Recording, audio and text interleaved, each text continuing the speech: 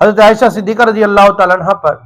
غزوہ بنو مستلق سے واپسی پر جب آپ کا ہار گم ہو گیا اور آپ ہار تلاش کرنے میں جب قافلے سے بھٹک گئی، قافلہ جب روانہ ہو گیا تو آپ پیچھے رہ گئی، پیچھے رہ جانے کے سبب سے آپ قافلے میں بعد میں شامل ہوئی تو منافقین نے اس ایک نقطے کو لے کر وہ واویلا کیا کہ نعوذ باللہ حضرت عائشہ صدیقہ رضی اللہ تعالیٰ عنہ پر ایسی تہمت لگائی جو کہ آپ کے شایان شان نہیں، کیونکہ میرے مصطفیٰ کریم صلی اللہ علیہ وآلہ وسلم کے عقد میں ایسی کوئی عورت آ ہی نہیں سکتی جو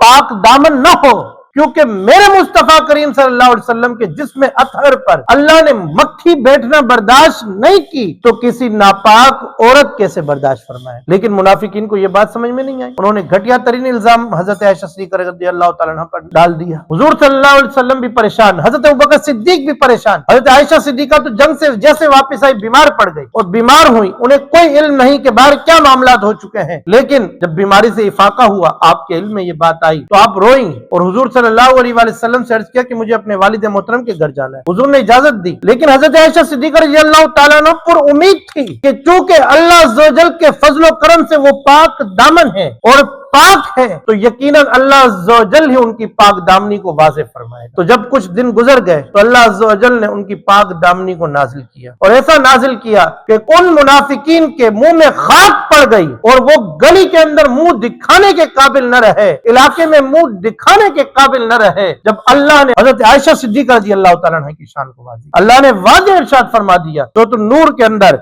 وَقَالُوا هَذَا إِفْكٌ مُبِينٌ، اور اللہ نے ابتدا یہاں سے کی کہ جاؤ بالعفق، عفق کہتے ہیں جھوٹی تہمت کو، فرمایا وہ جنہوں نے جھوٹی تہمت لگائی۔ اب اس ایک لفظ نے حضرت عائشہ صدیقہ کی پاک دامنی کو واضح کر دیا، قیامت تک ان کی پاک دامنی پر مہر لگ گئی اور اللہ نے حضرت عائشہ صدیقہ رضی اللہ تعالیٰ عنہ کی شان میں قرآن کی آیات کو نازل کر کے آپ کی پاک دامنی کو واضح کر دیا اور میرے مصطفیٰ کریم کے دل میں مزید عزت افزائی ہو گئی، مزید ان کے مقام و مرتبہ بلند ہو گیا